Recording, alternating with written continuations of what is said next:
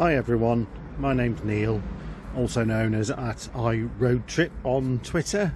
The guys at Electric Road have asked me to do a little walk around on my i3.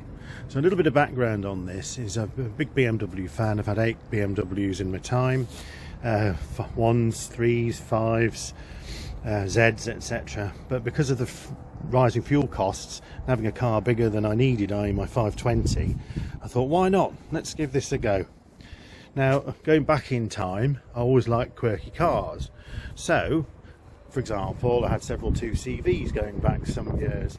And to my mind, this design here, even though it's not exactly new now, is still utterly revolutionary and does remind me of some of the simpler cars that I had, even though I think it is very sophisticated. So the car itself is this i3 120AH. I've had it since September.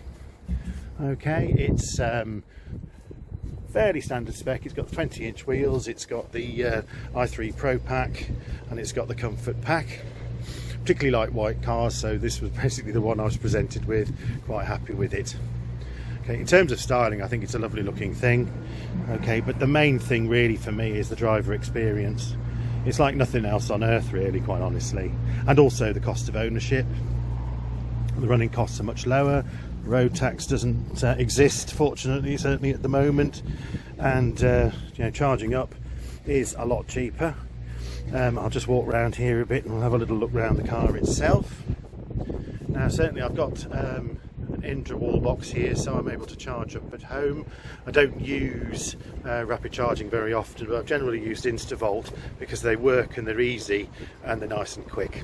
Anyway, so the car itself here, one of the lovely outstanding features for me, which I know probably not everyone would agree with, is these rather lovely, just going around the back here, rather lovely doors.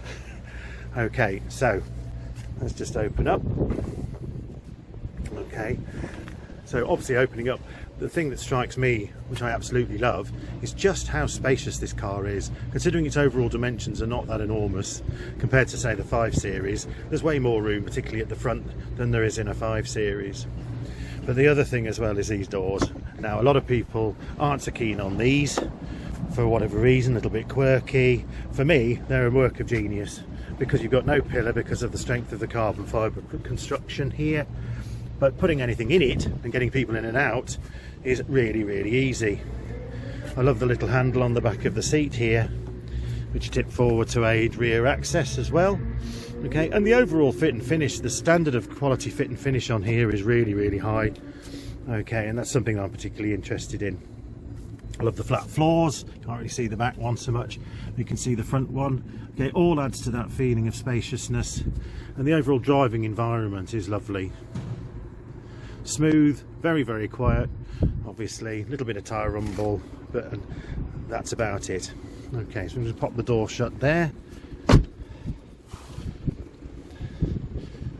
No effort at all needed to shut the doors. So come back up here now. The boot itself isn't particularly big, but it suits me for all my junk.